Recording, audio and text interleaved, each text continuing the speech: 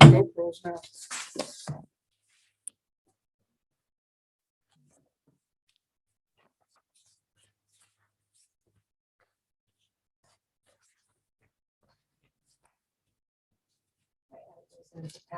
I think.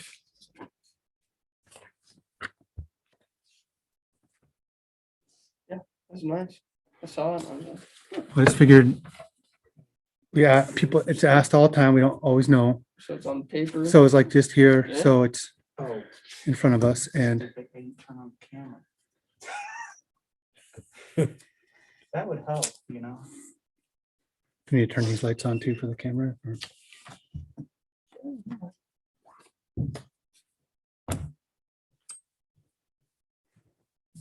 It's amazing what happens when you turn things on. Magic. Hey, we can see you now. Okay, so last thing I How about now? suggested the cameras, to get the camera scope, and we pull the laptop closer towards I you. need to be able to write on my pen. Oh, you're left. No, that's fine. This will work. This is only temporary to mount the camera anyway. Well, I think it should be pointed over there where Steven's sitting. Who knows where I'm sitting? I haven't selected a seat yet. Hmm. How does that look to you guys? Is that clear and smooth? Yeah, except for the laptop screen and the perfect.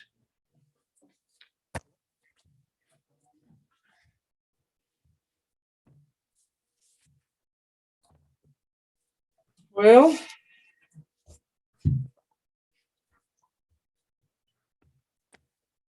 It shows up pretty quick afterwards, so.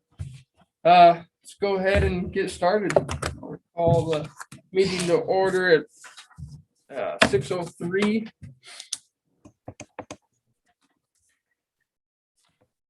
And we'll go ahead and recognize visitors.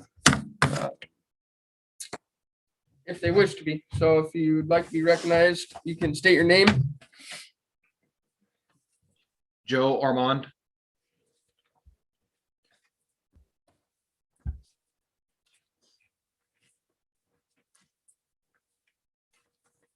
Okay. Is there anyone else on there?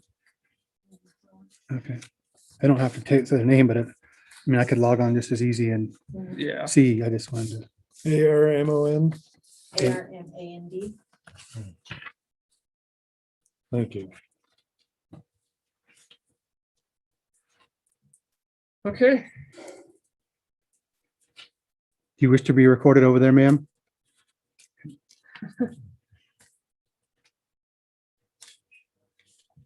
Okay, we'll go ahead and this time I'd like to open the public hearing for the 2021 budget amendment / utility rate discussion and increase, potential increase. Go 6:04, the dot. And I would like to open it up to the council at this time, just to, we've had a couple discussions on this and we need to review anything, if there's more questions, kind of anything that you guys have at this time. So the purpose of this is potentially two things, right? It says budget or utility rate increase for inactive and for, Correct. It's essentially, there's two different things. Yeah. I don't know. it falls into the same one. I just want to make sure Right. that, so I think though, from a matter of practicality, that we would probably want to deal with inactive first, because if inactives doesn't get addressed or doesn't get dealt with, Right. that would probably still have an effect on the utility increase for everybody else. Absolutely. So, You guys should have your sheets. I mean, we sent them out a while ago, and then you also should have a printed version in front of you. Wages, utility rate analysis, and then the budget itself. Amended. This is the proposed amended budget. So, but yeah, that's a good idea. Go through it one by one.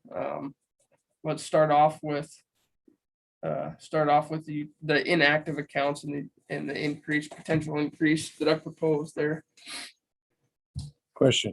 Sure. Does the chair intend to conduct votes separately on the various different elements?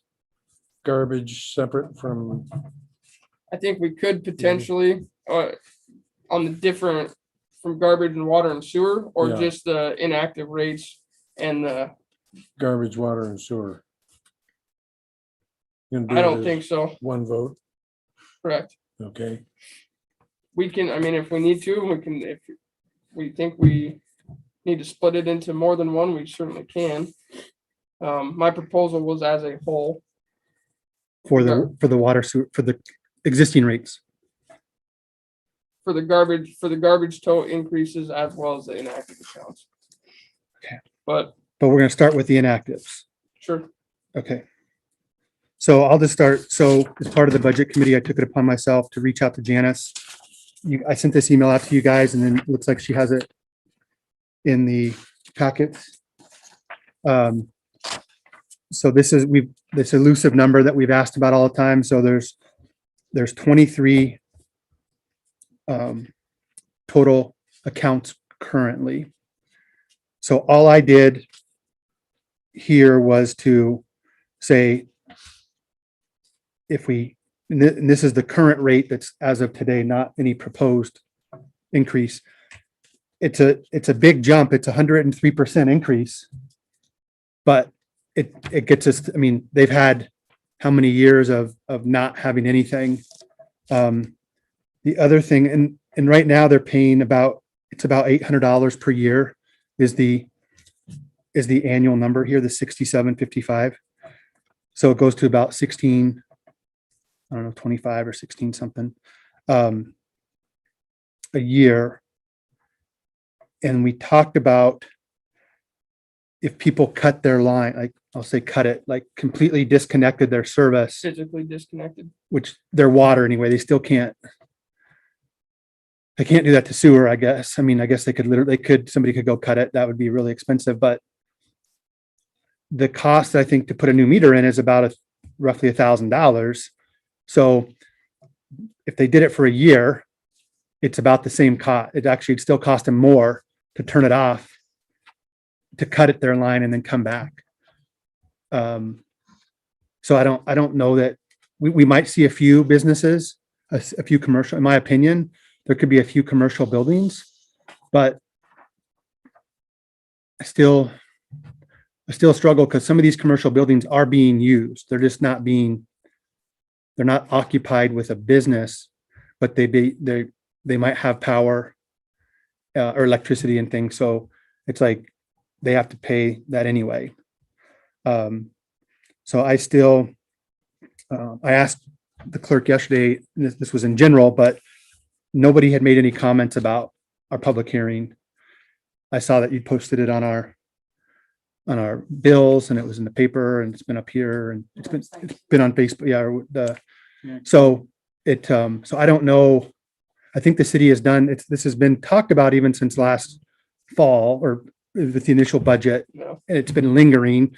And then obviously the last few meetings, we've had some bigger discussions. We tried to do something, but we didn't post it right. So it's been out there, and I still don't see, I haven't received any information from people that are this current inactive rate to active rate would affect. And I haven't had any feedback on it. I mean, The city hall hasn't, no one's come to city hall. No one personally, as a councilman, no one's come up to me and said anything either. So what this shows you here is this is potentially on a year, if these 23 all converted or whatever, it's about an extra $19,000 per year, which we have several things that can be used for. So I don't know, that's all this was about, to kind of show, here's the actual numbers, because it's come up several times, and here's what the impact, or here, I say impact, or here's what the impact is. So What is what would be the controlling function of our policy on reconnection? as far as what it would be to reconnect the cost wise? Well, Justin brought up that a new meter is about $1,000 and that you'd be better off to stay connected for a year than to disconnect. It made me think about the fact that what is our policy that when you connect, you have to get a new meter? Because costs incurred in reconnection, I think affects the overall situation. And so I would wonder what is the forcing function on a reconnection cost? Do we have a locking mechanism now? So if Other than, I don't know of a way to physically lock, so if we were to shut somebody's water off, other than turning that valve, like we've talked about before, the water valve off. Right, but let's say for the sake of argument that I had a property that I had disconnected. Am I going to be required to buy a new meter to reconnect? I don't think so, no. Well, so the point though is, I would say hold that thought only because there's no way to lock it. So one mechanism could be to disconnect the meter from that property. If that's extreme, I mean, whatever. I mean, I don't know. If there's not a way to lock it, then what's to say that you have the property and you come down, if you don't live here and you come in and you turn the water on once in a while and you use 300 gallons. I mean, at the end of the year, you might get caught if we read it and then you plead your case that if there was a leak and it wasn't you or whatever. So I would say that could be one mechanism. If you pull the meter, we have a plan in place right now to replace meters at a 10%. Right. So that could be one of the things that we do, that those meters get pulled and they get put on the list to be replaced. Well, yeah, because I'm thinking about that replacement cost. And if there's a meter that's, what is our goal to replace them every 10 years, 20 years? 10 Yeah, years. it's original 10 schedule. years. Okay, so let's say there's a 2-year-old meter. The person has their service disconnected for 5 years. And when they reconnect, there's an argument that, well, it's only a 2-year-old meter, so I should be able to run on this. But in reality, it's 7 years old. It just hasn't been used for 2 years. So is it a 7-year-old meter or a 2-year-old meter? And where does that fall in the replacement schedule and cost wise? Whereas if you have a clean requirement that every time you connect, you have to buy a new meter, and that cost goes on the person who owns the property, then meters that are disconnected are not inherently a liability on the city for replacement costs. Because there is a guarantee that when a connection is put in place, it is new and the city does not have to bear that cost. In that 2-year-old meter, if a meter breaks, we might decide to use it somewhere else. No. And just to plug it in, plug it somewhere else, but I don't even know if that's the case. I don't know if the whole thing is going to be, if it's that drastic, if people are going to say, Try to get around it. I want to cut my bot. Yeah, I don't want to. I mean, there's obviously a few people that don't live here that are absentee property owners that the chance of them going to turn the water on is pretty slim. But Question, the Sure. cost of replacing a meter falls to the homeowner? Did I understand It was a correctly? question. No, currently, right now, it falls to the city. Yeah, But we're saying if somebody disconnects, then that means we pull them. Potentially, one thing could be you pull the meter, and then for them to reconnect, they have to pay that. yeah. And you mentioned something about 10%. You didn't finish that thought.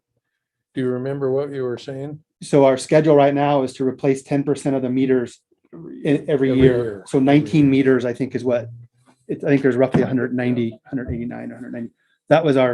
That's been our goal for the last 2 or 3 years. That's what we budgeted for. The biggest thing though, again, I think that, and I've said this before, and I'll say it again, at the risk of being a broken record. At this level, $800 a year, we're incentivizing property owners to do nothing. And with 11 commercial buildings, I mean, that's an opportunity. Those are things that the city would, on the downstream with business to, commerce to the city, people coming in. We should be encouraging building owners to do something with their buildings, not encouraging them to not do anything. I mean, it's their right as a property owner, but Stephen has said before, with ownership comes responsibility, and whether it's residential or commercial. And the same with residential. I mentioned that there are right now, I think there's one house that's actually for sale. The other two that were listed, or there's two for sale. Two of them have gone under, the other two have went under. So there's not very many houses here, but there's 12 right now that are inactive. That people, if the city if we want to get people to come, there's not really.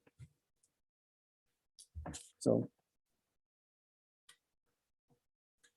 And yeah, and I have no problem with that argument. In my view, to me, it's less a question of what is the city incentivizing or disincentivizing, because for anything you could incentivize the opposite. Other people could see it differently. To me, my primary motivator is that I see this as these costs is driven by infrastructure costs. And for the right of a person to connect, it's fair that they bear the same infrastructure costs. Also, we see this example by all other utilities, that if you're connected and you have the option of use, you pay the base rate. To me, I don't see it as any different. So I guess what I'm bringing this up is to say, depending on what moves you, you can see it from Justin's perspective of, or at least the one that he gave here of what are we incentivizing? Or you can see it from a different perspective to be, in my view, less about what are we incentivizing, but more what is an use cost and what is an infrastructure cost. And should inactive accounts have any benefit or discount towards their infrastructure cost just because they have no usage? That would seem to defeat the very definition of it.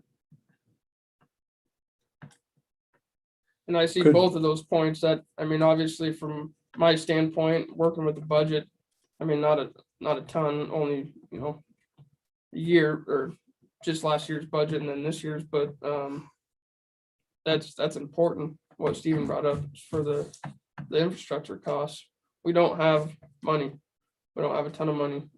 So that's my thought process and my driving factor, even as, I mean, some, you guys have stated that we all pay that same cost. We pay the full to have our hookups. Have we had any citizens input since the meeting on the 24th of February I have regarding not, this point? I have not. No one's coming to City No Hall. letters? No.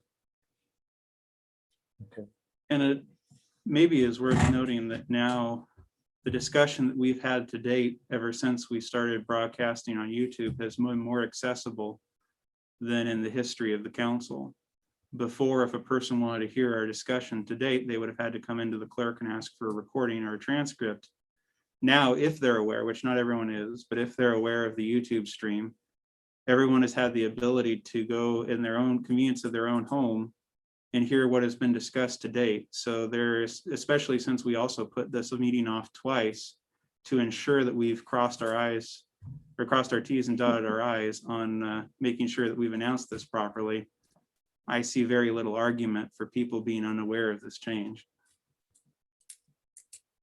I got a quick question. Right now, the residents, all of them, are they paying base rate during the winter months? Is it- So they pay during that? And the second question I have is, the 12 residential properties, are they abandoned or? Just that are at inactive status, Inactive, yeah. just houses that aren't lived in. I don't know that I know every single one of those properties necessarily, but yeah. I was just trying to determine the reason why they're on the inactive accounts, the residentials.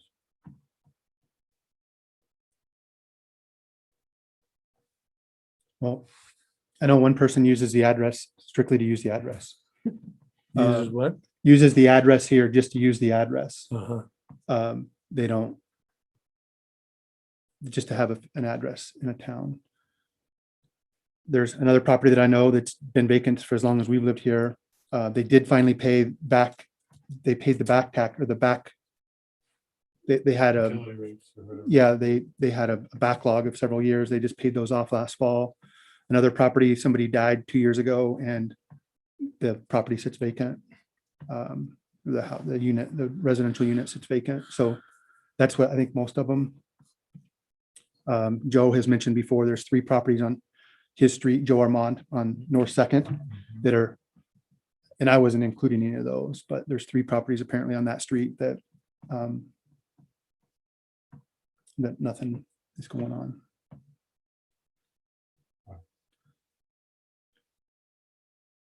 So I think at this stuff here, the people that have the properties, it's like it's a second, I mean, for residential, it's like maybe it's a second property, right? It's called an investment property. Anything that's not your primary residence isn't quote unquote investment property. Same with the commercial buildings. I mean, to own a commercial building in this town, I mean, anywhere else, if you were in Spokane or anywhere else, I mean, you can't afford not to do something with your building, to redevelop it, or you can't, you got to rent it out or you got to use it for yourself. So again, we've made it, I would say we've incentivized, not purposely, but unintended consequences. It's been incentivized or it's viewed that way. Could also be construed to be punishment of the citizen because he's not cooperating with the intent of the city government. Wouldn't punishment imply that he's getting an undue penalty? Well, he's just being discriminated against for not developing his property. By paying the same rate that everyone else does? Could be construed that way. I guess it could be, but I can't agree with it.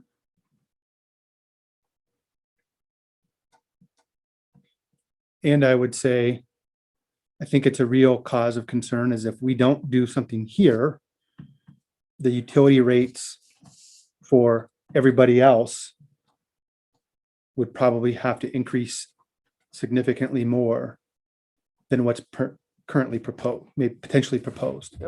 And I know, Peter, you've made that comment too before about, feeling like we're putting the weight of this on the citizen's shoulders or the inactive account shoulders.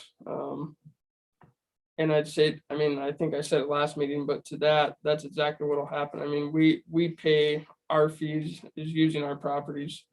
And these properties have been for, I don't know how long, have been able to pay substantially more and maybe at one time, nothing. But that's how I look at it. On one hand, we can change these rates to more fairly affect what their service, even though it's not on, they still are technically getting a service, or it gets tacked on to the rest of everybody else's bill, the utility bills even more, which we already have. What's an arguably high utility bill. Mhm. Well, these I see the point. 11, the total 23, hypothetically, if they said, I'm not gonna pay that rate, I'm just gonna, what do we classify, what determines discontinuation of service? They just shut the meter off and lock it? Or do they have to physically chop lines? What do we? So I would say for water, we would have to somehow guarantee that service could not be used. That would either be pulling a meter, padlocking. I don't know what else you would do for. I like the idea of pulling the meter to have it in reserve. If the meter qualifies to be in that to be condition, used. No, it kills 2 birds with 1 stone. but yes, I think for them to be disconnected, there would be no way for them to use that service. But if we go pull the meters and stuff, how labor intensive and cost associated with doing that? There could be some. If the city absorbs that? They would up front, and then Yeah. the reverse would be, we would set a rate Right. to install a new meter. Sure, they'd have to Pay pay a essentially a reconnect. reconnect fee. Yeah. If the city pulls a meter, do you have to cap the broken pipe or do Yeah. you turn it off at a central point?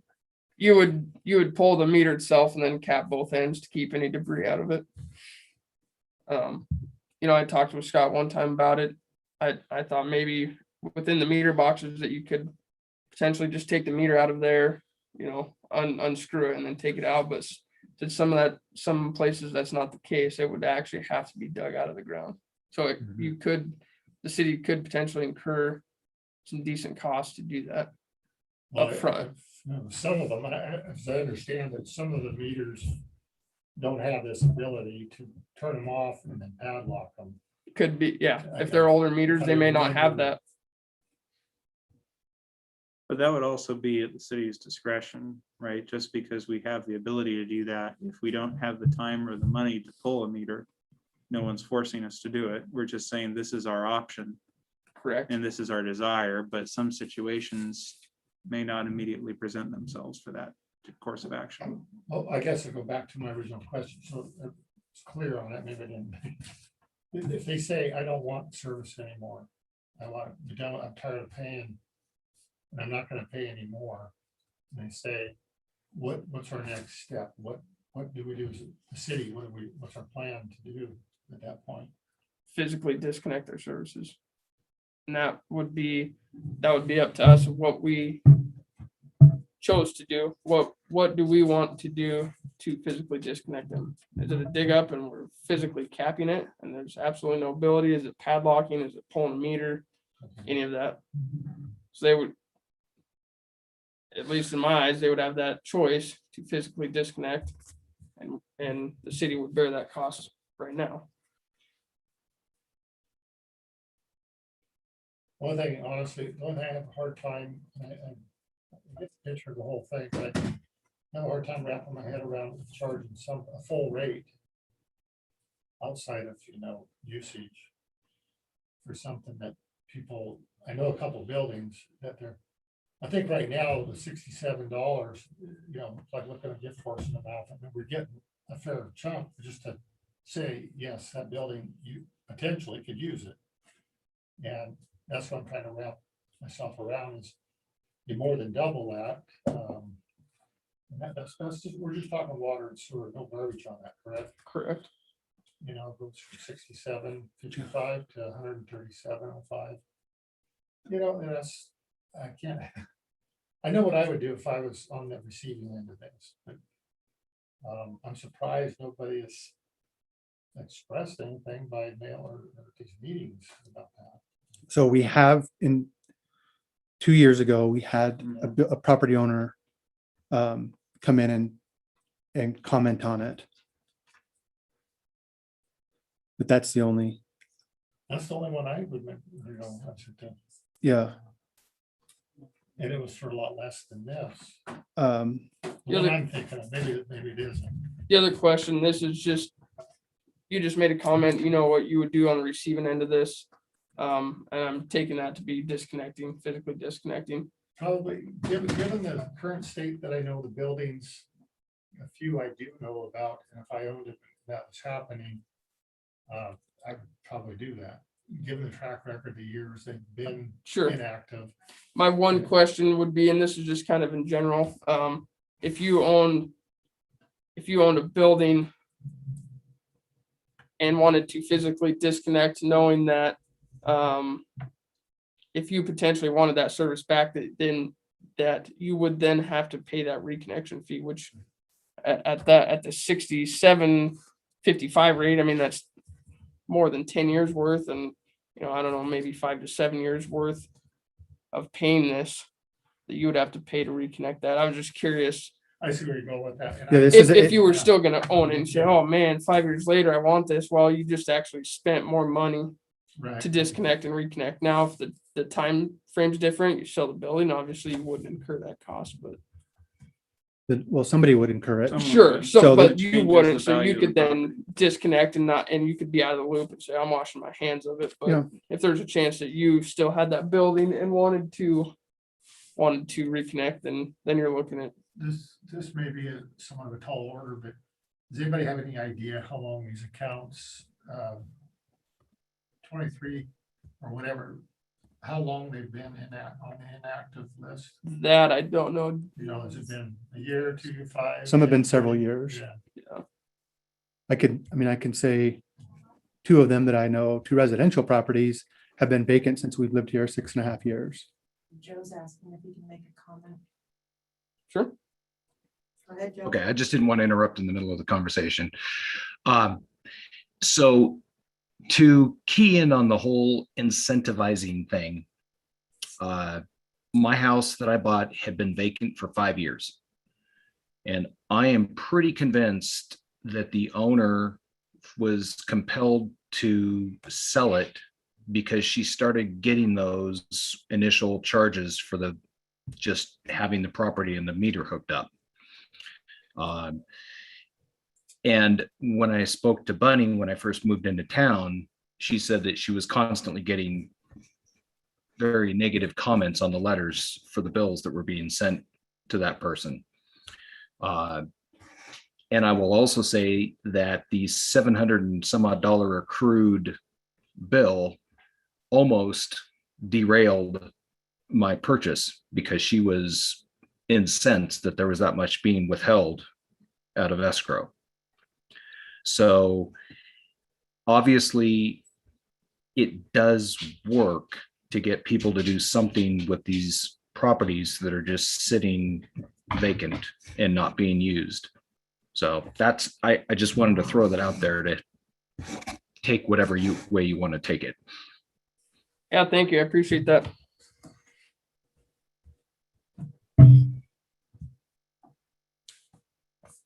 Council have anything else? Any other questions or comments?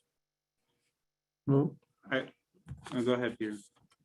no, I just said, no, I don't have any Oh, more sorry. comment. If a person understands the reconnect fee, they're aware of the math, and they choose to disconnect anyway, I guess there would be a part of me that would be happy to see that they're no longer paying $67 a month that they did not need to be.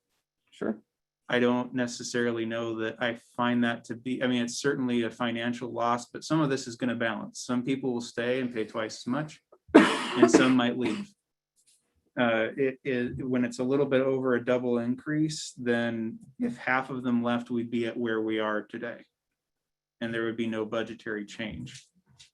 So if the people left with the proper math in mind, I would assume that it's better for our citizens to not be paying a fee that maybe they shouldn't have been paying in the first place for property they don't intend to use. To that end, though, I guess perhaps there is a question that before we put in a budgetary increase that looks to spend this money, we do not know how many people would stay. And so we don't necessarily know, we know what our theoretical max gain is from this, but without a knowledge of how many people are interested in leaving, perhaps we don't have the necessary information to know whether we're ready to spend it yet.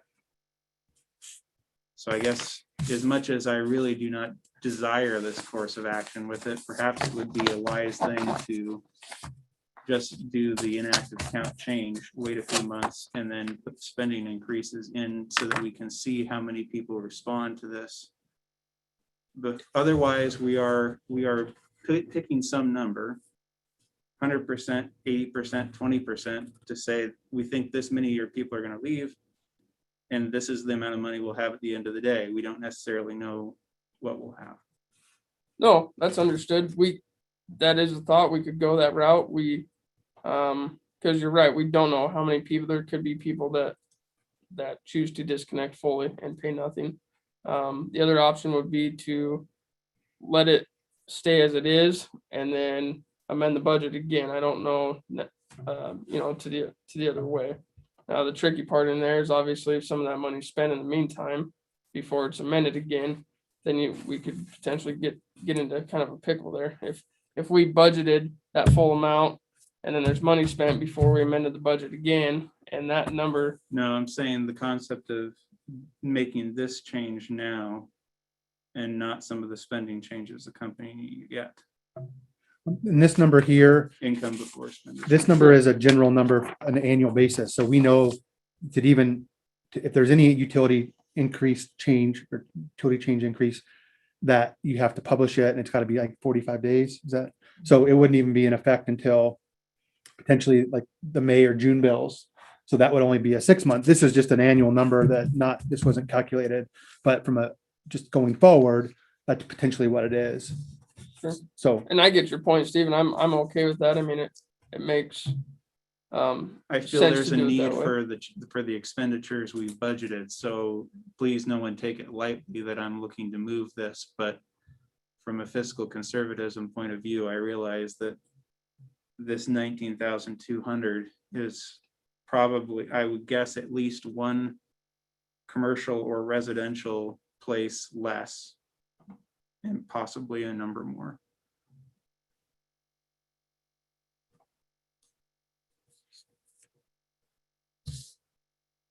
Okay, well, are we caught up well enough to then take a vote on the inactive accounts and their increases? May I chime in, please? Sure, go ahead. You were speaking, Justin, of if the service is disconnected and the meter is pulled, and when they reconnect, that they would have to pay the price for a new meter. That does not seem reasonable to me at all. I can see the person having to pay for the cost to rehook up the service. But how do you justify having a citizen pay for a meter that they can't take with them when they leave? we have a base infrastructure cost that never changes. The cost of the pipes in the street for the water and the sewer get borne by the people that are here, the properties that are served. So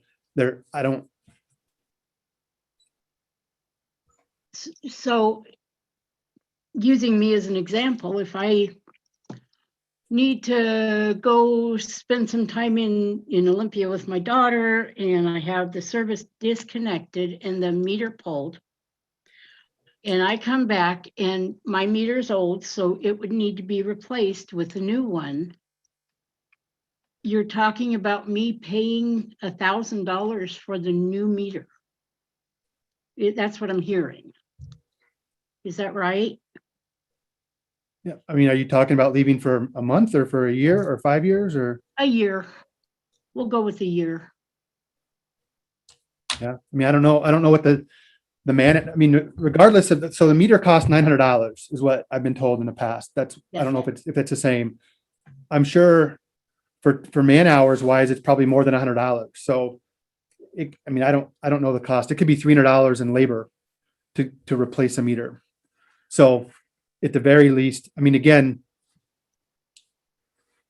the city has costs that it has to bear regardless. So Right. I mean, I don't know what that number is. I mean, I threw that out there, but as an example, but it's something, I mean, it's got to be something, because if we all said that, then we would all just leave and then come back, and then the city would be upside down because it costs the city $1,500 because of the cost to the labor to go disconnect it, the labor cost to reconnect it. And it depends on the size. So I mean, I don't know. I mean, we can do it we can make that rate as a labor rate. Or a time period away too from the property, there could be certain, if somebody wants to disconnect, if we have the ability to disconnect it, not to lock it or some other means rather than removing the meter, maybe it's so many months, that we don't actually have to physically pull that meter out. However, if a property owner, if that's what is done to physically disconnect it, then yes, to answer your question, I would think that the homeowner should pay the parts and labor just as if they were to have a new service put in, because that's essentially what you're doing. They're creating a new service. However, Essentially. I think it's, But it sounds like, hypothetically, it's a win-win for the city if somebody doesn't, but because if you replace a new meter, it's price or the cost of the home. Peter, we really can't hear you. That was David. Sorry. Oh, David, we really can't hear you. I'm sorry, Peter. He's further away, you probably can't hear me either, so. No, I said, it almost, if we go this route, you almost want people to unhook, because then when they hook back up, the homeowner pays for the new meter. But I mean, again, but the city isn't really the winner here. Right. I mean, the city is really not, we're not trying to discourage use, or we're not trying to encourage people to leave. We want people to be here and use that service because we have to bear the cost regardless. And in 10 years or 20 years, the infrastructure costs that we have to maintain and replace, the city is going to bear that cost.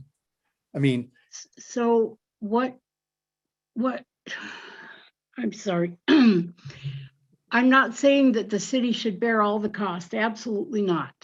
If I go to the extreme of having my service disconnected, it's only right that I should pay a pretty good chunk to have it reconnected, but not $1,000. I mean, to me, that's something I could never afford to do. I would have to leave and sell the house and lose my, because $1,000 is too much, but well, Sherry, this is just hypothetical, but what I happened? know. No, what would you say though, if for some reason our labor costs, just say it took 20 hours to reconnect Okay, 20, and we had 2 people doing it. And so the labor cost itself, just say, was $1,000. I mean, I see. I don't know what that number is, but I see your point. so that's the only, and right now I don't know what pre-COVID, we had a reconnect fee. If we turn somebody's water off because they didn't pay their service, there was a reconnect fee. I don't know if it was, Genesis probably hasn't dealt with it. Because it was pre-COVID, but there was times where, and it's somewhere, it's published, it's a published Mhm. rate. Maybe it's 75 or, I think but- it's real low. I think I remember reading something south of $50, but because we'd have the labor to go out there, and that, we didn't pull the meter though. And I think some of the newer meters might have a lock on it, like a padlock capability. Okay. So I don't know. I mean, then we set a number to reconnect it. If, Sure. but again, if you turn, I don't know, I mean, our system too is not good with inactive use. Like if you're not using it, like those meters aren't being run, then even though it's sitting there for 5 years, it's still deteriorating. It's not like it's a brand new meter. It's sat there and aged and deteriorated in the weather. So Well, there's still an element of maintenance, but I got a question, entertain, if you would, to Sherry. Can you hear me, Sherry? Yes, thank you. Going by what's proposed, you laid out the scenario of maybe having to take a time off for a year or a few months, whatever. Would you be okay with paying the new base rate, which would be currently the same rate you're paying right now during the winter months Got it. for a year while you were gone? we wouldn't pay garbage. As somebody who understands the budget in Harrington, yes. Because the town has to have a way to make money. It has to be able to do the things that we citizens require. So I would. But that's me. This is $1,600 a year, this number here. If without trash. So Right. so if somebody left for a year, we don't charge them service if they're not, or we don't charge them a garbage service. Yeah, but they would still be paying this, They would pay this number, yeah. proposed. which is still less than the full rate for somebody, a house that is inhabited. I mean, we still pay more than the 137. No, that's what but plus Well, trash. Right, as far as But you're with still- trash. you still be paying the utility tax. That's what the utility tax total. The inactive with that, it's just minus the garbage. Yes. Correct. Yes. And what about sewer? It would That's be- on there. You'd be paying that. So the difference is $137.05 just with water sewer inactive, and with the garbage active base rate would be $163.45. So what is that?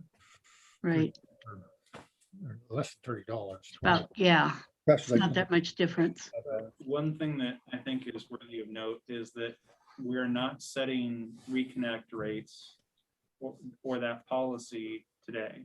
Correct. Whether that's $1 or it's $1,000, that's not in the scope of this budget. Now, whatever the result of that is, could influence whether people decide to disconnect or not, to the city's advantage or to the city's disadvantage. But regardless, the budget doesn't set the rate for reconnect fee. So when Justin throws out $1,000, that's his hypothetical. It may have some bearing on reality or not, but I wanted to clarify, especially for whatever reports there are of what we did in this meeting, that discussion is largely hypothetical at this state, because it's not reflecting anything we're going to take a vote on here today.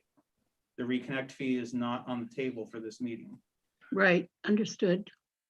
Another point too is just to be clear, if we have some other means of making sure that service is not available to that property, whether it be a padlock. Obviously, the meter situation could change whether that's viable meter or not, or needs to be replaced regardless, but we're not gonna go dig up a meter and physically disconnect that service if we don't need to. Because it could potentially cost the city money, it could potentially cost the homeowner money, both. I mean, if it's as simple as turning that valve and putting a padlock on it, and that's how you go to a zero inactive rate, and that can be done and it's viable, then we would go that route. We don't absolutely You don't have to. It's Sure. an option, though. If Sure. someone's saying, I bought the house next door and I want to turn it into my backyard extension, there's no reason, the city might as well pull that meter, because nothing's going to happen with that anymore. Sure. And there's, just want to add to this, there's a strong chance that some of these buildings or some of these accounts have been inactive for so long, you charge them up with water, they have to replace it anyways. Yeah. From sitting, from corrosion and lack of being used. So there's a high probability that you, homeowner or city or whatever, that you would expense just to activate them. If they said, yeah, sure, turn it on. Not all. Yeah. but- And maybe the meter replacement fee is not the right thing, because again, as it's been brought up, the city already pays, if the meter goes out today, if your meter at your house that you live in goes out today, the city will come out and replace it at no cost to you. So maybe that's the wrong avenue, but like Steven said, that's really not even, that's not part of it. Like that Right. reconnect fee at this point is a different conversation. Right.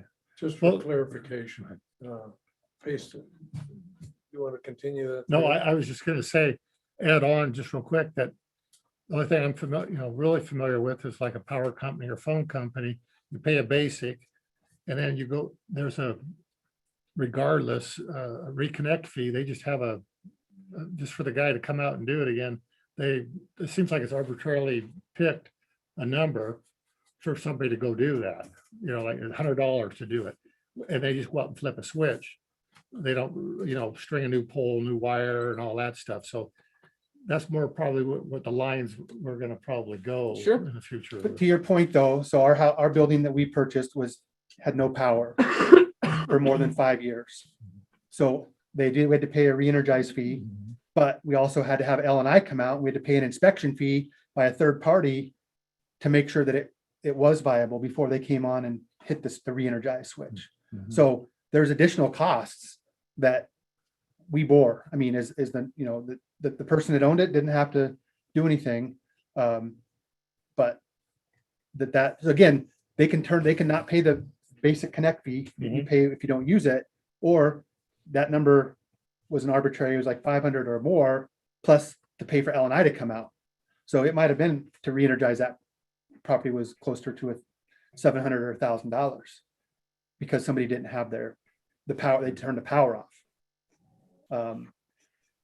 So there is again, there's an opportunity cost for that to come back, so. Go ahead, Peter. Joe's got a comment too. Well, Peter, Thanks.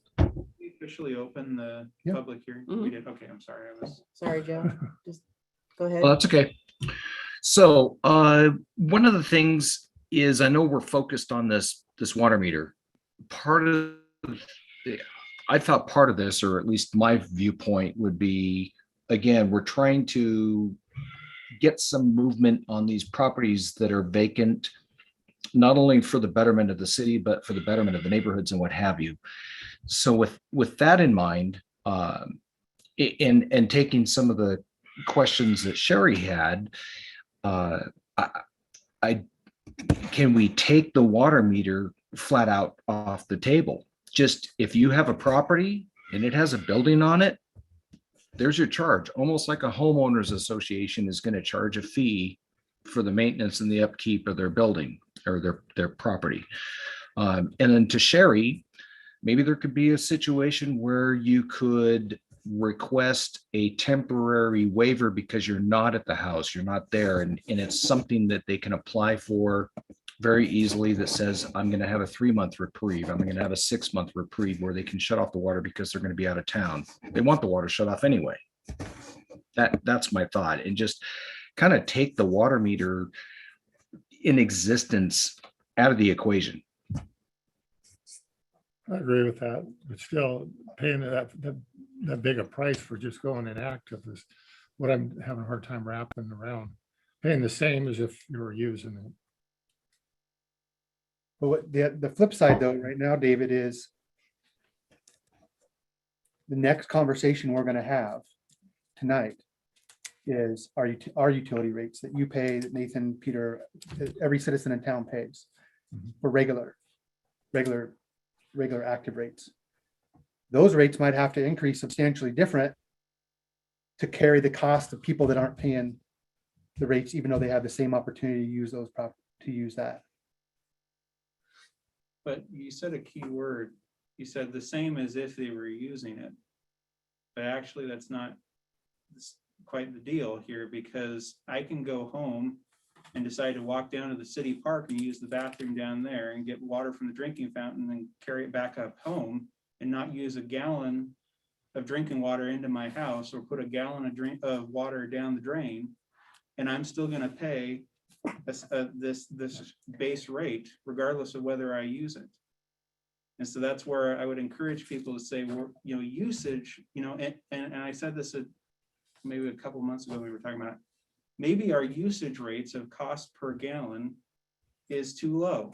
I'd be willing to entertain that. Maybe we should raise our usage cost per gallon and lower our base rates. I could see that argument.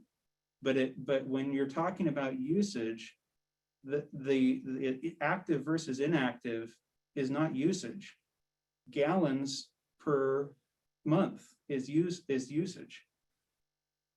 We don't necessarily know that an inactive account has no gallons going down the drain. So I'd be real careful about saying you're paying the same as if you were using it, because in theory, that should not be the case. I would just like to make a comment. This come up probably 2 years ago or a year ago before I was on the council.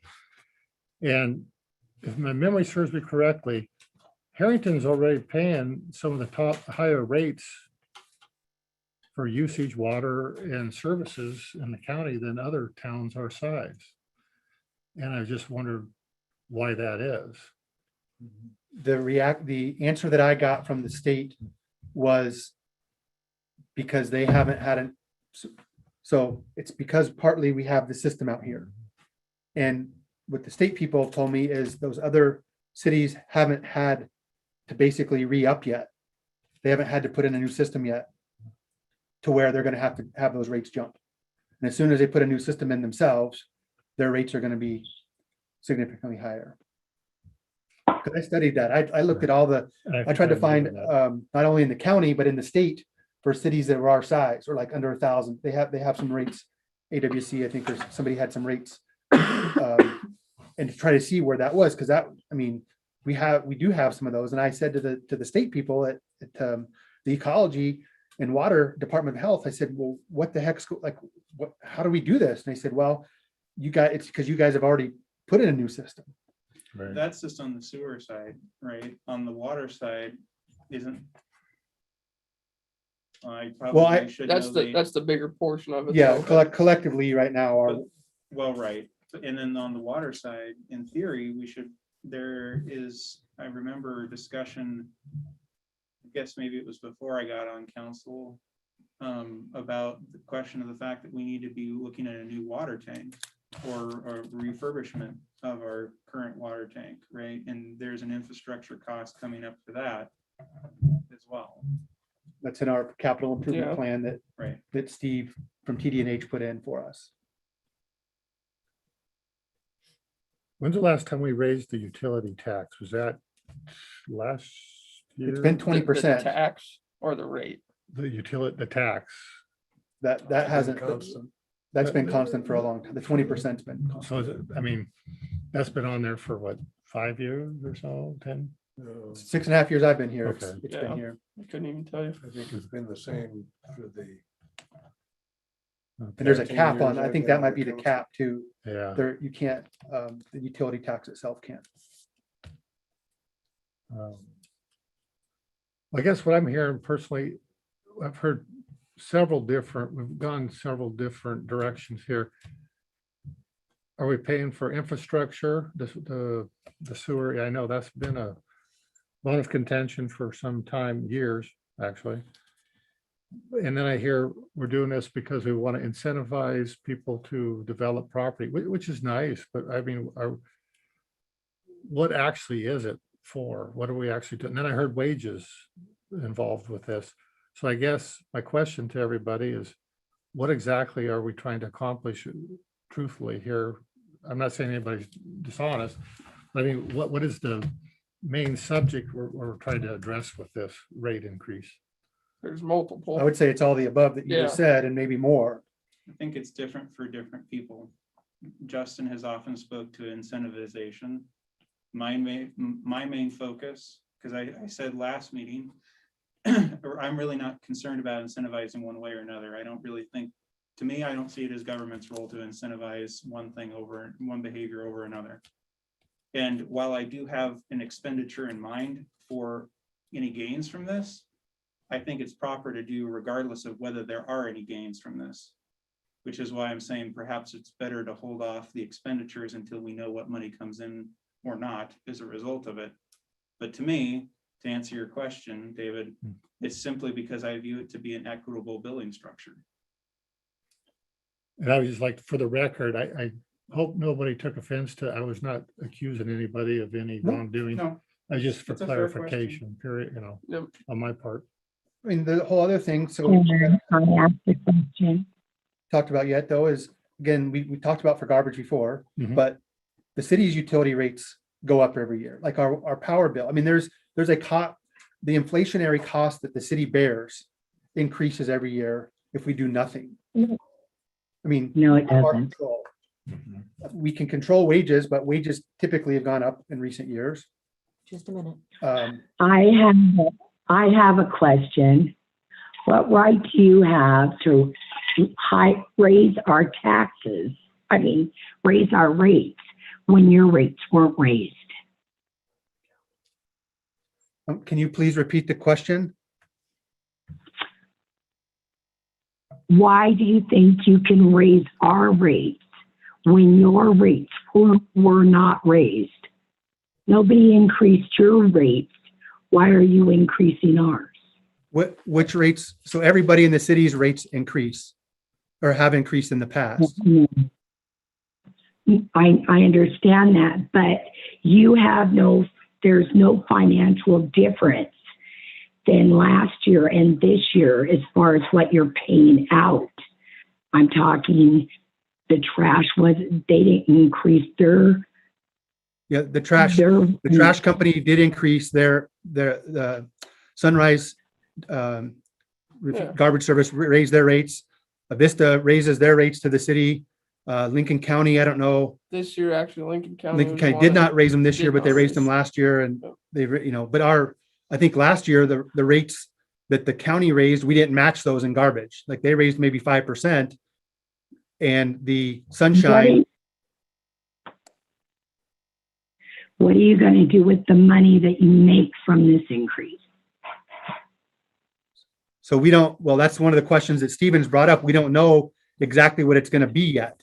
But things that have been talked about are infrastructure costs, potential wage increases, and general maintenance of the city costs in general, is how I understand And it. equipment. I should Shouldn't the let- mayor be answering this? No, that's Shouldn't the correct. mayor be answering this instead of you, Justin? Sure, yep, I just want to say, go ahead, Nathan. I agree with everything that Justin said. Wages, there's equipment, infrastructure, everything that Justin said is correct. So you plan on increasing wages? Correct. That was part of the plan, but as we have, I'm liking the idea that Steven's bringing up of not directly reflecting anything yet until we see what the money is. It's hard to change the budget to increase wages and to increase anything, not knowing how much is there's potentially, we don't have a solid number. So are you waiting for our main guy to quit so you can hire somebody else at a higher rate? No, Are you going to give him more money? is there any more questions directly related to the inactive rate increase? I have a suggestion. Okay, go ahead, Chris. So Harrington is a relatively small town, right? Water usage is capped at what, 5,000 gallons per household? Not Not capped, but But as soon as you hit that tier, Threshold. that threshold, Yeah. you start paying higher rates In the summer months only. Yep. in the summer months only. I totally get that. Has the city considered adding tiers to that? Well, that's So what's, you hit 5,000, you start paying a certain rate, you hit 7,000, you start paying another rate, you hit 10,000, you start paying another rate. it's not Avista does. Kind of the like same Avista, thing yeah. With gas, right. We with do the same thing. electricity. she says we do that. To that degree. It's not It's not a step. 25 cents or 40 cents. Yeah, it's either 5,000 or it's either 10 or 20,000 and it goes up. It is a tiered thing. It's not per 1,000 gallons after 5. How often do people hit the higher tiers? There's quite a few Is houses that Scotty on do. tonight by any chance? Do you know I who don't- reads the meters? Well, Well, I would not the consider it meter, down but to it would be the billing. It would be more. I, Let me Yeah, actually I, find for out how one, much usage, how now, much is actually. I needed preface through. this by saying that Nathan has informed me, I haven't been on council long enough to know personally, but Nathan's told me that there's a lot of red tape in adjusting the cost per gallon in the structure. But that being said, I think it would be appropriate for us to look at that. Sure. I'm not sure that when we look at the concept of usage, if we've necessarily priced appropriately, because it would be nice to be able, ideally, I'd like to see our base rates drop and see those who are using more pay more. Well, You know, you have meter reading numbers for all the houses, so you can predict what the income change is gonna be based on that data. right, So looking at a solution like that means that if you want to consume more water, you're gonna pay for it. right. It just, as far, and correct me if I'm wrong, Nathan, but I was told that the rate per gallon is not something we can set at the budget time, that has there's state restrictions on how we go about. I honestly don't remember that for sure. I do not know exactly how that's set up, Maybe I just imagined that then. or my memory's failing. Or it has to be an ordinance or a. Yeah, I think it would have to set. But I guess I'm saying I would be an ally and I would love to see an examination of that. So what's the thought process then for the inactive rates? What's your guys', do we have another solution, a different route we want to go with this? I'd like We've to, been an hour and favor- 5 minutes almost, I and favor we leave it the way it is. We entertain what Mr. Meats brought up and Councilman Hardy seemed to like, and I think pay by usage. Well, I've Oh. got another suggestion. You guys pay Sunshine the cost of actually picking up and dumping, right? Mhm. However, there's no weight control on what you can put in your dumpsters, right? There is to, A degree. there is to a Dave degree, sent but one. not calculated to. Right. So the city's also paying for the tipping cost of actually getting rid of that material once Sunshine picks it up. That's what Correct. Steven's been talking, yes, so that's what, so the next, after this tonight, after this discussion, there's a garbage rate discussion for, because if you have, there's 3 different sizes we have in the city. So the proposal right now, I believe, is to increase the garbage rate, the bigger can, based on the volume. We've talked, I mean, we've had discussions where David said he typically could put feathers in his big thing, or Steven could put concrete. It's the volume's the same, but the weight is different. So we don't have that control, but there, to some degree, there's been discussion of raising the bigger rate to deal with the potential, the volume difference, which means there's probably going to be a potential weight difference. So that is that's the next discussion. So another way you can actually look at that, I'll let you get to that discussion before I go ahead. Okay. Okay. I would be in favor of making the inactive rates the same rates as we have now.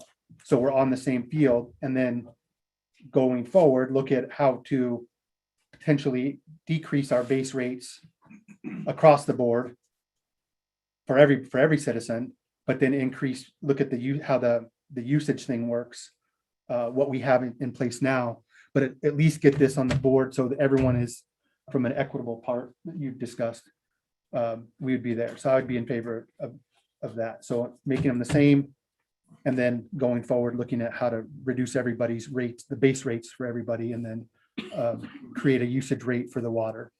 Because there's no way we can't monitor and meter the sewer rate, the sewer usage. So I came in in favor of having a singular vote, but now because of the question of not knowing exactly what this will do to the budget, if this passes, I think I would become in favor now of having divided votes. I think we're gonna for need to each do it of like that. the income increases, potential increases, and then each of the expenditures. To the record, being that this topic was somewhat addressed earlier, if there is enough, I don't know, and I'm going to ask this question here, but if there is enough money to cover the wage increases from the garbage rate changes, I will vote in favor of that tonight. I have no intention of wanting to change any commitment. I have been, as far as I know, the largest proponent of wages and wage increases, and none of this discussion here, my mind has not changed, but because being fiscally conservative, I do not want to spend money we do not have. And if we don't know that we have it, I don't believe that it's appropriate for my vote to vote that yet, even though my intention is towards it. So I would say that I think we probably have the most agreement on is the council on the garbage fees. So my suggestion would be, let's start voting there. See if we can get a win off the bat. I'd be okay with that, but we've been at this for an hour, so I want to know if we're ready to vote on this, or if we should vote and see how it goes. Or, I mean, I totally understand what you're saying, but this seems to be around and around and around and around and around. Either do we want to change this rate or do we not want to change this rate? And if we don't want to change that rate, I mean, that's how it goes. But I really want to focus on this, at least. I mean, even if it's just something that we don't want to do right now, we're not comfortable voting on this, that so be it. But so to do that, do we need to close the public hearing? yeah, I think so. I first maybe ask if there's any more comment. And then open it again. I don't know how we do that. That's the tricky part about voting on them separately. I didn't Okay, originally plan on. then why don't we just don't vote on it? We sit here and then we go to the next discussion, and then Okay. when you close the public hearing, we vote on these separately. Yeah, that'll work. After the public. No. hearing goes. Another option, if you guys wanted to have a meeting is you could simply turn off your microphone, go around the corner, and we just sit here and wait like we would if we were in person. Executive session, I mean. Well, the vote is still. The public. vote is public. It's really, the question is whether the public can speak in it while we're in a public hearing. There's a dialogue between us and the public. That's the only question. It's not executive session. Touche. Sorry. No, that's fine. So I would then, so then Yeah, we that's a can good plan. we can just We can do that. move it along, but vote on them. I mean, vote on them separately. Yep. Okay, well, let's do that then. Let's go on to the garbage part of it. Bottom of your utility rate analysis sheet, there is the can sizes, the current price for those totes, and a proposed new price. You'll see that there is some different, the amounts across the change in the amounts for each tote is not directly the same, is not the same. So one's only 6 cents, one's 50 cents, and then the big one's just shy of $2. The theory is there that the bigger cans are going to essentially accumulate more weight, which we're going to pay for at the transfer station. So that's the thought process. The second part of that is even round numbers, just purely to get those round numbers. But you guys have seen these a couple of times.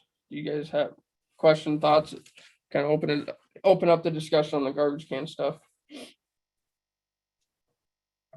I say the one thing that I do know that rates will and do continue to go up for us both. You know, we pay multiple places for garbage. The thing real quick, I'll say to what Stephen mentioned earlier, I think garbage is from a budgetary standpoint, the bucket of funds, garbage is the least amount of where we have labor as a city. Yep. There is cost to take the cans out somewhere or something, but this potential change here might not be can be fully allocated to wages that you mentioned earlier. Yeah. Because it has to be split up, so it has to be used for, so just to clarify that piece for you. Yeah, You're right. I do know, like I mentioned earlier in the public comment, last year's increase. So last year we had two increases. We had Sunshine and we had the transfer tipping fee. The increase that we had last year, the rate increase did not cover that full amount. Yeah. So the city bore that part of that cost, whatever it is. So, and that's probably going to be, I would say that you said every year there's at least a Sunshine increase. And probably every 2 to 3 years, there's going to be a transfer station increase. Yep. And so this, I think would just try to keep up, let's say with inflation, just with the cost of doing business with those guys. The little amount of hours that we have in here for our labor hours would obviously help offset our labor costs too, but it can't be used 100% to. So, It's come to. Go ahead.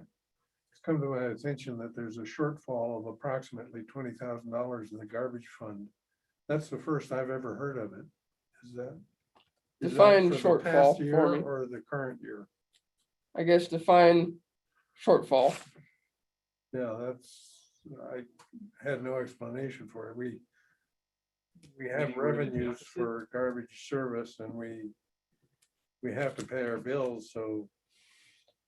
So depending on what your beginning balance is with a fund, so whatever that amount of money is, and then you can take all your estimated incomes and all your estimated, your revenues, yes, in and out.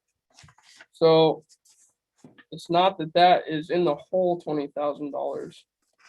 That number, it's that what we're bringing in garbage and what we're paying out in garbage, we were losing money. That doesn't mean that account or that inner fund is necessarily in the hole.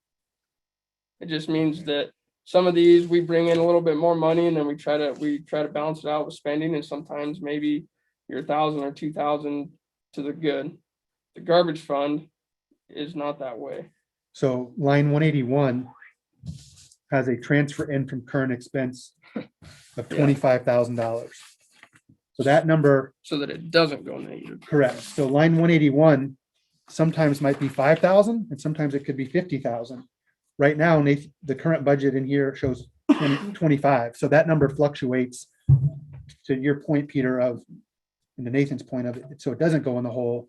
We can backfill that in there. So that number is Draw fluid. from current expense then? That's where it comes from in the Is end. that what the 25,000 is? And it could be, Correct. That, it could be $5,000 or it could be 30,000 or 50,000. That's just to shore up the account so it doesn't go negative. It's because it's not as other council members have said, it's because it's not being self-sufficient. okay. What we're paying out and what we're bringing in is far different. We're falling $20,000 short of having garbage income pay for garbage Correct. expenditure per year. Yes. So I'm curious, how often do you guys dump the recycling bin? Whenever they get full. Yeah, what do you Once a have it month, like? Once every 3 months? Oh, No, no. it could be sometimes every couple times a week. I mean, couple times a month or once, I mean, It's It- at least once a month, Yeah. most of the time, too. yeah, Even during the winter, it's once a month? it's whenever they get full. So around Christmas time, right after Christmas, or this last year, it's been a lot because everyone's been shipping from Amazon. And so the cardboard has gotten quite a bit high. You know, that's lumped into the whole trash service, right? Say that again? It's all lumped into the same trash service billing, right? Budget. No, it's provided by Lincoln County. Sunshine doesn't deal with recycling bins. It's But that's- serviced by Lincoln County. They don't pay for it. So do we pay to have them dumped? The city The does. city Yeah. does. Yeah. Yeah, the city and not the Okay. residents do not. And do we pay, oh, sorry, I didn't mean to interrupt you. You just said something I thought of, or made me think of something you might. Go ahead. Do we pay by weight for that or by volume? Just by dump. By just- dump. Okay, It's just a flat fee to come pick up. I just needed clarification on that. I didn't know. Thank you. So following David's thoughts, if I'm a conservative person, I'm putting all my stuff in the recycling bin that's tin, all my stuff that's glass in the glass bins, putting all my cardboard in the cardboard bin, my trash is much lighter. Because we're paying you'd be paying a single tipping fee for those instead of actually paying for the tipping fee at the dump, right?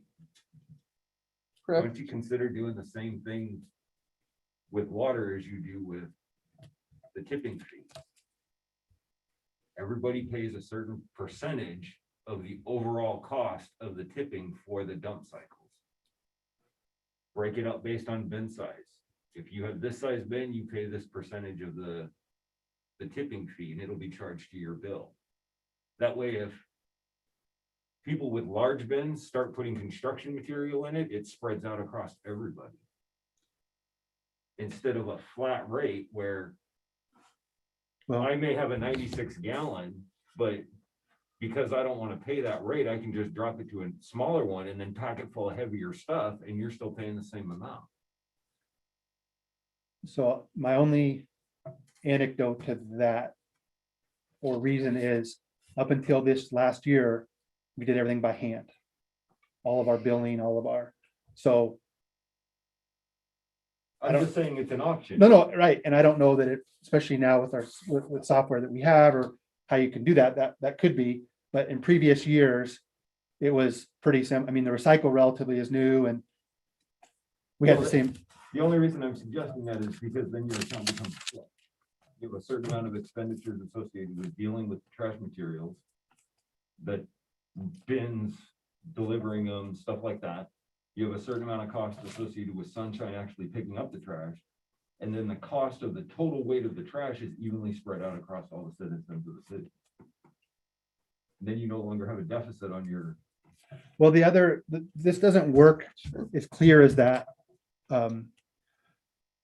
Because, so the income that we charge for garbage, I think this is right, but so like the excise tax that we charge on utilities, that that goes to the city, which I think goes to our general or our current expense, which then goes back here later.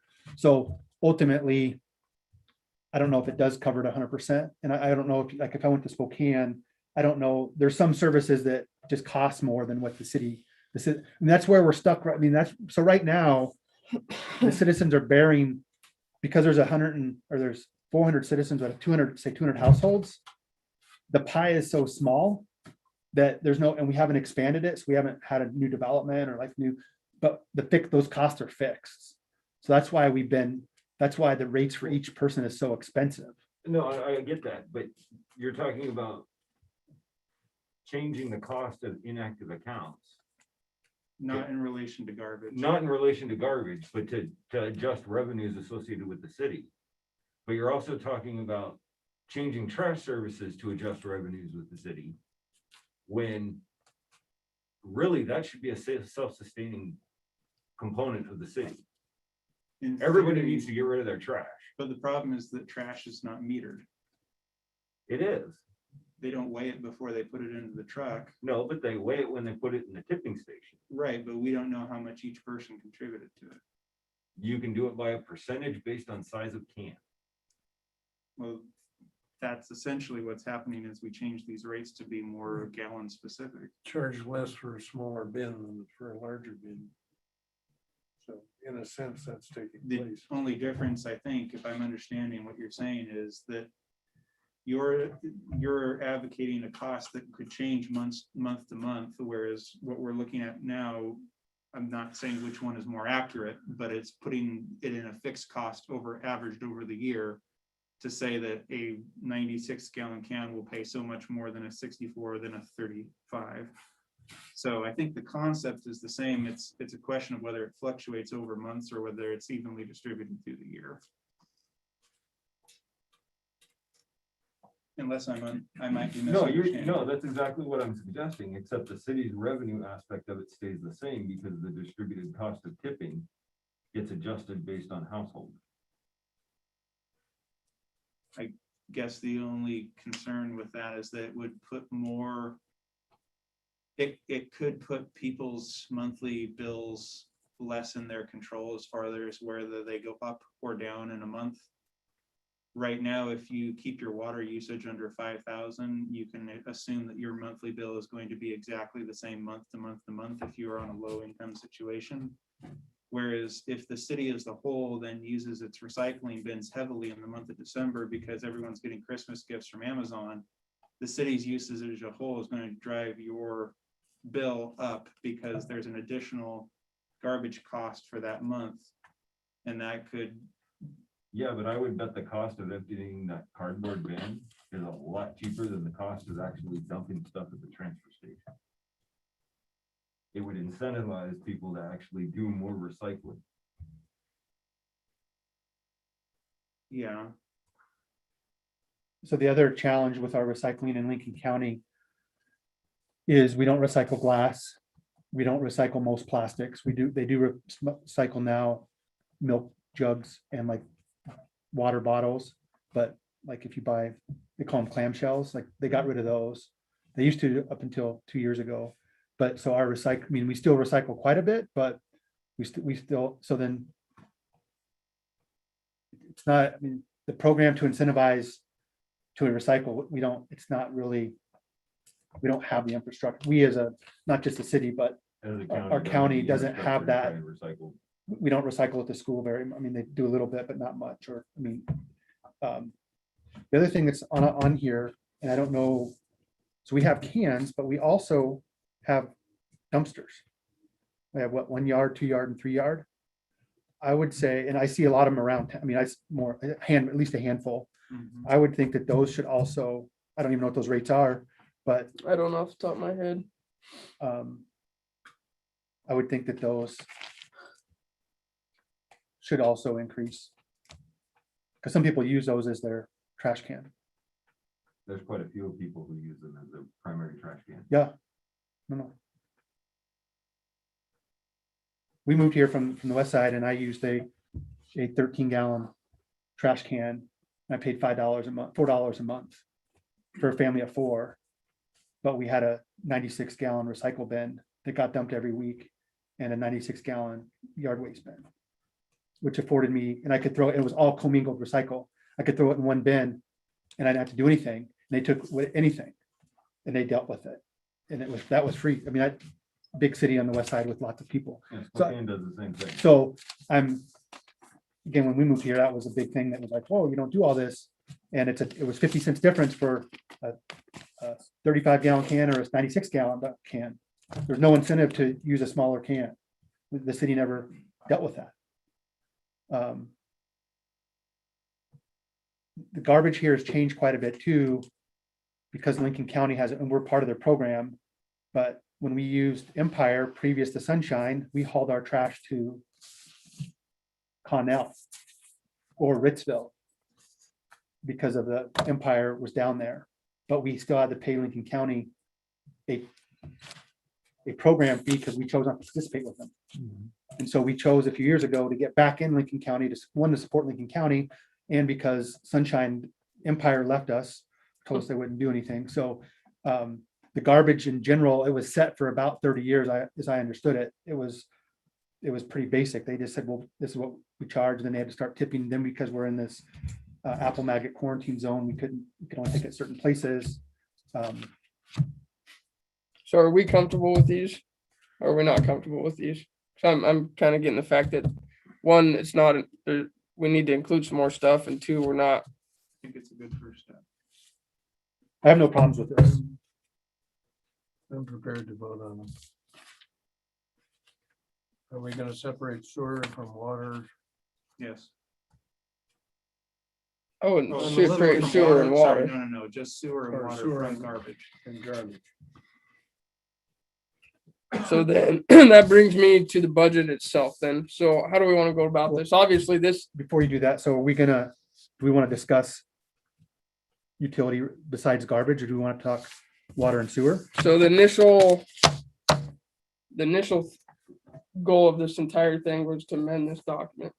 To amend this document. The 2021 budget. So if anything changes in here, we could not amend this how it is as read.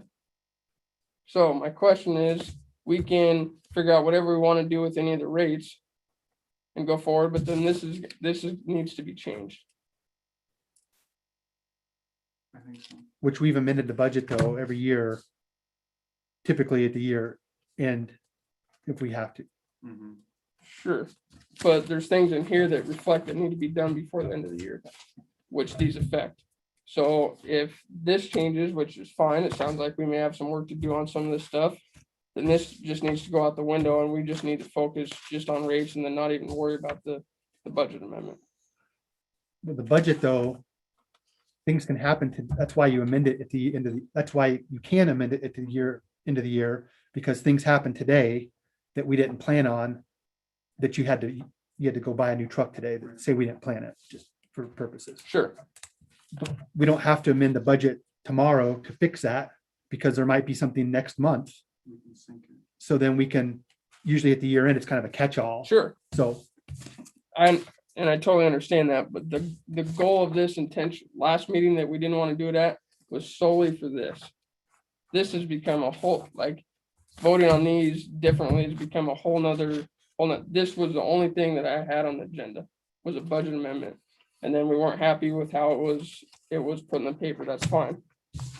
Well, there- So do we want to look at this completely? These were supplemental sheets included to show you what changed this. So what I'm asking is, should we change the entire? Is this our focus? Is garbage, how we want to restructure water usage, trash cans, I mean, the dumpsters, all that? Are we scratching this Are you talking about? till the end of the year, till whenever? I would like my thoughts. I would like to vote on the two rate increases. And then to see from what passes. And my view would be what wage increases can we give from that money and do all that tonight. And we'll have to sync up the rest of things depending on what does or doesn't pass, and also then finding out what people do or don't disconnect. we might have to sync up some of that at a later meeting to see how to bring the budget into alignment with it. Okay. That's my 2 cents. What else did you want to look at on here, Justin? I just didn't know about the actual utility rates themselves. I did not plan on adjusting those at all. So it But says if you 1%, 3%, 5%. Just showing you if they were. Oh, okay. So if that's a discussion that we want to have on the active rates, I mean, as good as time as any to do that, I think. I just didn't initially plan on doing that when I was building this. But they're interrelated. What happens with regard to the rates affects the budget. Eventually, yeah, but to Justin's point, we can do this later. But just the numbers that were in here reflected a 0% change in active rates.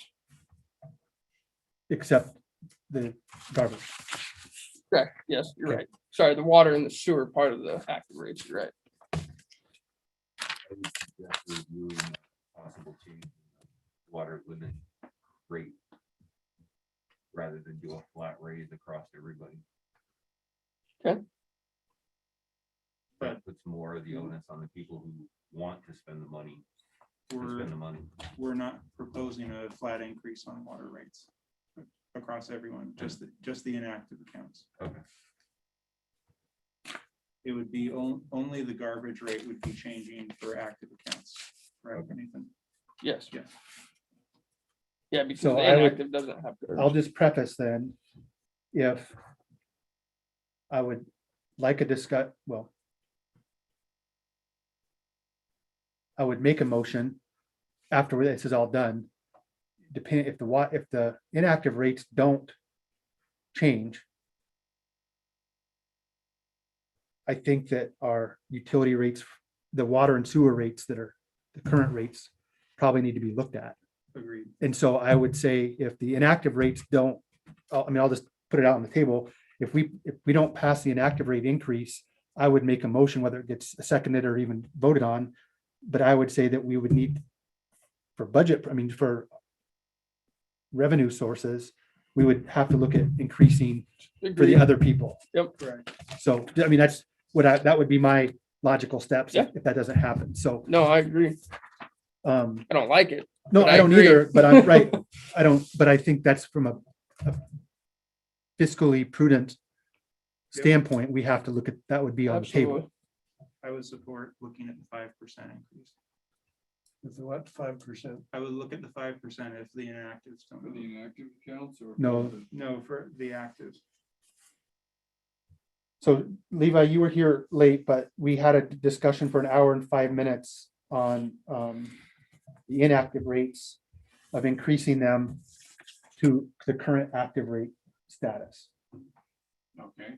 So that's one of the things that what's Nathan has put here on the utility rate analysis is just, this really isn't, that's not what we discussed essentially.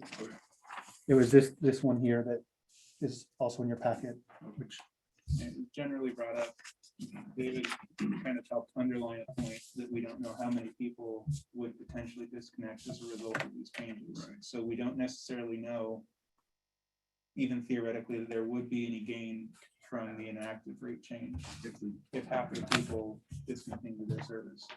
So that's why I changed my opinion to say that we should probably hold off on voting on additional expenditures until we know if this is actually an income gain. Now, my one question, I had this question before and I don't know or remember if I got a satisfactory answer to this. Can they sever their utilities? They can. that's what we don't know, how many of the 23, it's in your thing, there's 23 total inactives. We don't know, that's what we don't know. So Steven says, I don't want to vote on any expenditure increases until we know a better idea of how many of these numbers might sever completely. Because, Which is, it's about, yeah, good point. We would have to lose over half of them just to break even. And are any of them threatening to do that now? I've had one property owner ask about it. No one came to City Hall about this discussion in general. No, but just the Yeah, disconnect. Yep. no, We have to close the public hearing before we can move. As I understand it, yep. I guess if we're getting to the point where we're looking to close the hearing, I don't know if there's any discussion to be had that I would like to see that, to Justin's point, not all of the money from the garbage rate increase could go towards wage. But I would like to see as much of that that is permissible, that is the justifiable division, go towards wage now until we see the change of what happens in the inactive rates or not. It's Okay. kind of been my thing to try and drive this. If that's only a little bit, you can say that, look, the way we break it out is that 20%, I'm pulling a number out of thin air, I don't remember what it is, but 20% of the work of those employees' budget is paid from garbage, then break it out straight out and say we're getting this much increase in garbage, that 20% gets passed on into wages. Maybe that's a small number, but to me, that's part of that is keeping in consistency with the original purpose, that what I wanted to see done with these funds. And if we have to go pursue the rest of it later, I'll keep on that. But Note taken. I'd say before you close it, I just see if there's anyone else, public comment. There's still people hanging with us. Is there any other public comment, especially from people online with us? I'm good. Okay. Hearing no more, I'd say we'll close the public hearing at 7:37.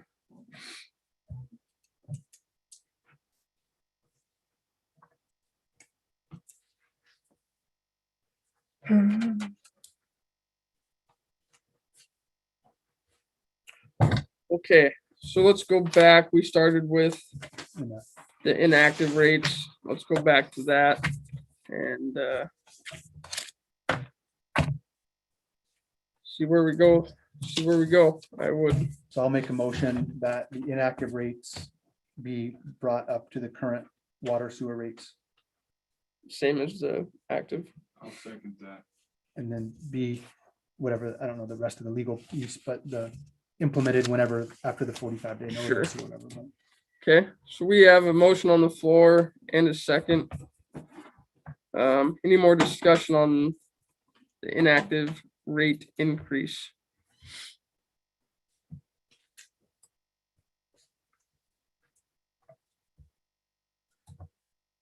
Okay, hearing none. All in favor signify by saying aye. I Okay, all opposed, same sign. Nay, Okay, I'd like my vote recorded, please. okay, motion passes 4-1. I'd like to switch my vote. To nay. If I may. 3-2, isn't Okay. it? Yeah. Okay. Yeah, I don't know, is there a process there? Nope. Okay.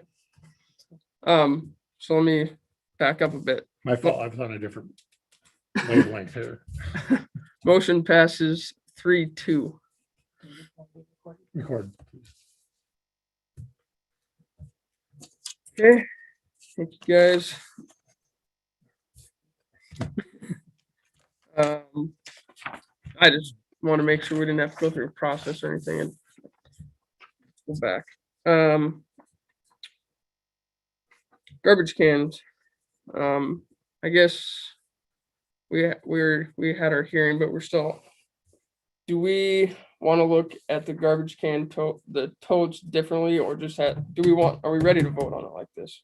That'd be my question. That's kind of a straw poll, whether we can just go to vote and go from there, but. I got two questions. Dumpsters, I call it, the 2-yard, whatever, we didn't affect any rates on those. I did not change those, no. And I see, just clarification, there's a dollar figure at, everything, all three, 35, 64, and 96 total is 249, I believe, or something like that. my only concern is, what if we're gonna raise, why not everything proportionately? Everything 83 cents across the board, that still gives us our same dollar figure. Is there a reason why we split it up? I don't want to use the word picking on the bigger ones, but why all of a sudden the bigger ones are gonna get shoved up here and then the little ones, the 30, Because we're trying to address the tipping fee aspect of it, because since we don't have a weight of the cans, our best attempt at trying to mitigate the tipping fee is to say that bigger cans likely have more weight. And when the 35 gallon is 50 cents away from the 64 gallon, which is 50 cents away from the 96 gallon, if we were just raise them all proportionally, we don't spread the cans and disincentivize. I mean, in this situation, when I say incentivize before, this behavior is not about us trying to coax a particular behavior. We're trying to match the behavior of what we charge to what is being charged to us. And so therefore, to have a larger spread between cans is hopefully trying to represent the way in which we have to pay. but that's subjective. I mean, we don't really know. You don't know that for sure, but the theory, Correct. I mean, that's. There's no way, and there's no way, because there's no Right. scale. Right. We Um, don't know. It's possible people are filling their cans with feathers, but I guess within my own mind, I'm convinced that it is probably more statistically likely than not that a additional 32 gallons contributes more to the tipping fee than that a 96 contributes about a third more to the tipping fee than a 64 does. So therefore, to spread the difference between them only $1 instead of 33% between the cans, I think is still pretty generous. And the number of, I don't have an exact number, but the number of 35 gallons is a handful, Yeah. maybe two hands. Yeah, I don't It's know. most people don't have the 35 gallon. We just went a little trip around town. I'd say I think most have 96. 96 and I don't think I've ever seen a 35 around. I know there's at Oh, least yeah. one. Yeah. I don't know how. I know one who has it, so. But that would be my opposition to that. It's not spread more proportion and just. Well, it is, As long as it is proportionate though, because Well, I mean, subject, I mean, I don't know. I put in 4 bags and 96 gallons and then somebody could, it's just regular stuff, cardboard, junk. And somebody could be filling up one of those 64s with a bunch of soup cans and, it could weigh just the same. Sure, it could. it could potentially go either way, but That's what- like that's- Steve, That's yeah, what Right, Stephen was right. saying. Yes, I Statistically, it probably, you would hope that that's what happens. They have a bigger can because they need more stuff, which then weighs more. But no, we don't know that happens. You can say somebody's gonna switch down to lower, well, I know I can't get away with that in a week, but it's about 4 garbage, those 30 can, regular garbage sack fits in there and that's about it. That's, and I don't know what I've never seen their weight restrictions, how much. I know other places it's like 65 pounds, but there's never been anything stated. From Sunshine themselves. Yeah, for picking up. I Does don't know anybody that either. Well, they don't have a scale, so. but there's been Yeah. times before when I was the mayor, there was times they'd come in and leave a note and say, we didn't pick up this can because they had concrete in there, or they had it filled with concrete. And so they left a note for them saying, please take out your concrete. So I think it's kind of those guys, it's common sense. Because they understand it too. Right, yeah. Plus, they also don't want to hurt themselves. Their labor, I mean, they don't want to pick up 500 pounds. Well, I don't know. I think I checked into it. That's why I look into it. And it's true. There is no scale on the truck. However, I know firsthand that it was a tote just like the 96ers and it was waste management or whatever. The person didn't physically do it. The arm went down and picked it up and they could tell right away if it was overloaded, however means it was. They have an arm on this Yeah. thing too. And it probably has a relief, Something. but the person got it had concrete in it, or has chunks of it, and a little too much. And I believe this is Spokane County, it was 65 pounds for that, but that's why I was kind of wondering what they have here, what their requirements are, I guess it doesn't really make any difference, but Well, they ultimately, I don't think Wait or Sunshine cares because they're not paying for it. No. I mean, it might wear and tear on their trucks or their equipment, but that tipping fee comes back to the city. So, but they again, common sense wise, they've said, hey, we didn't pick this up because they had, you know. Well, Ready for a motion, then, Nathan? okay, Because we can continue. yeah, the that's discussion. fine.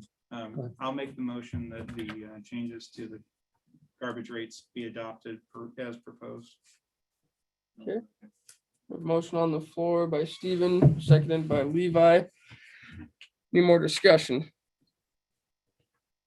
You have some more, David? No, I kind of.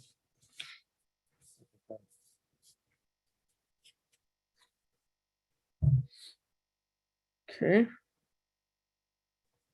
All in favor signify, all in favor of changing the can sizes as proposed.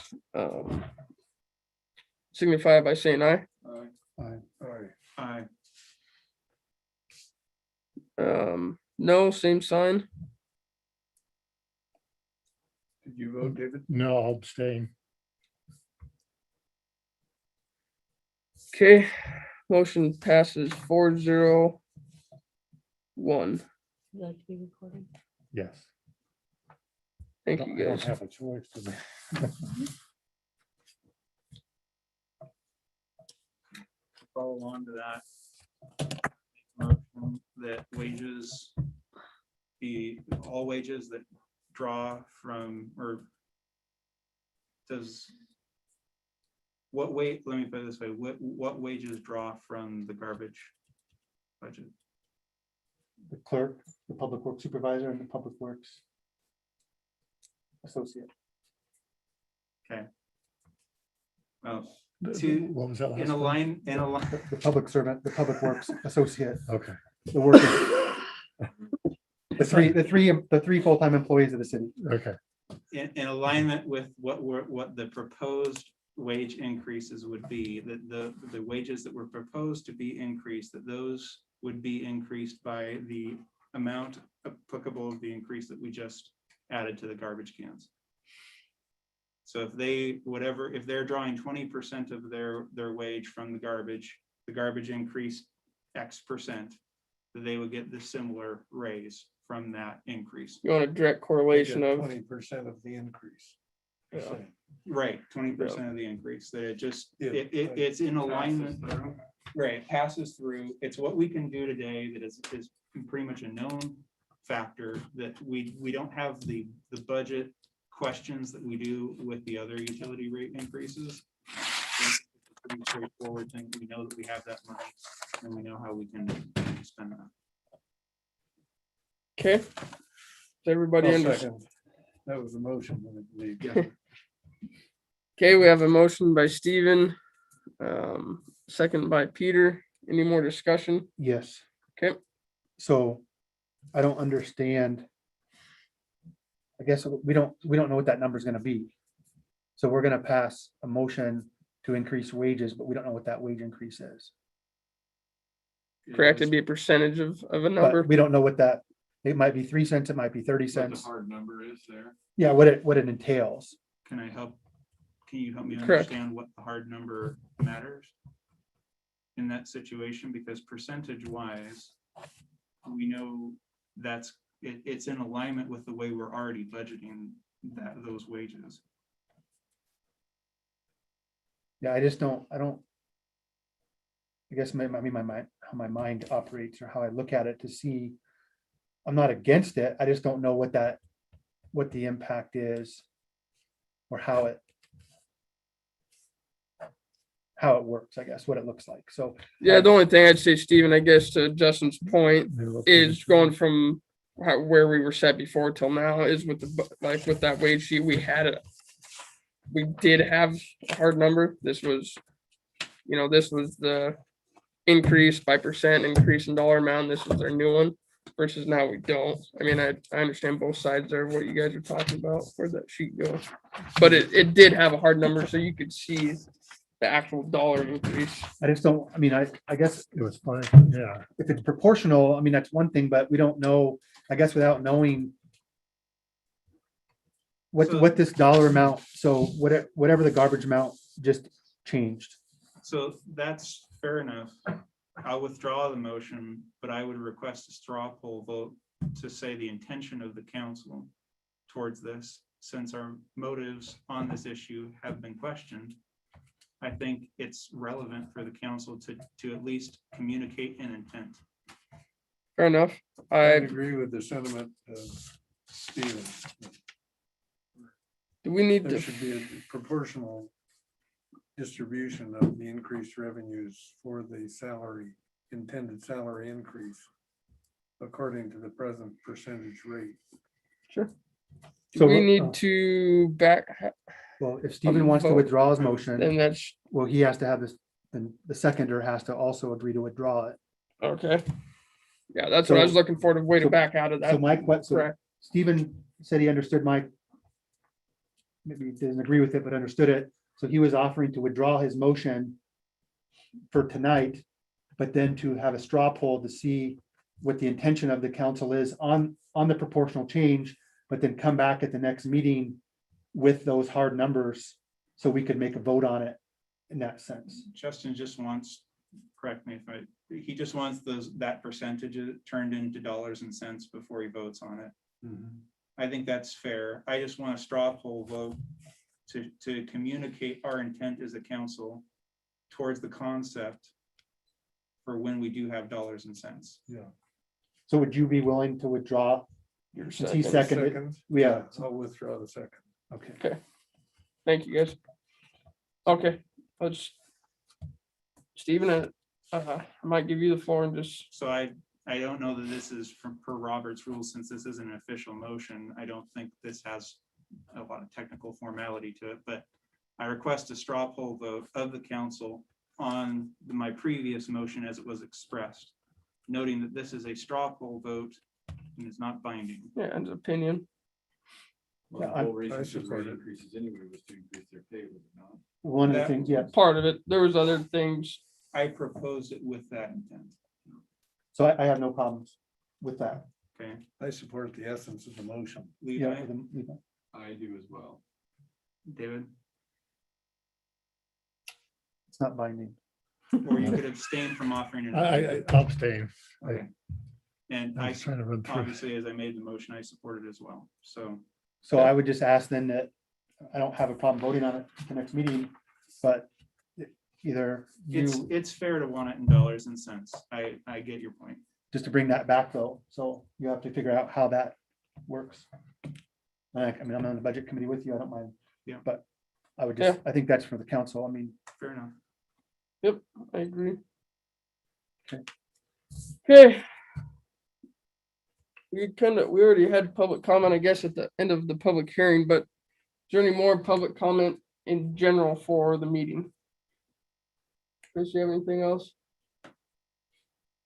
that you want to share in public.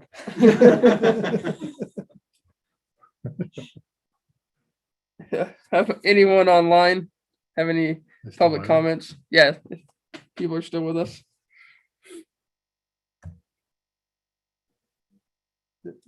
There's 3 people that have comments. No, Oh. there's 3 people. Okay. Well, I don't hear any public comment. We have a motion to adjourn by Stephen, Second. seconded by Levi. All in favor of adjourning at 7:54, signify by saying aye. Aye. Aye. Okay, motion passes 5-0. Thank you, guys. Well, I was waiting for it, Levi. I thought, he's gonna do it. And then I just saw an opening. I had to take it.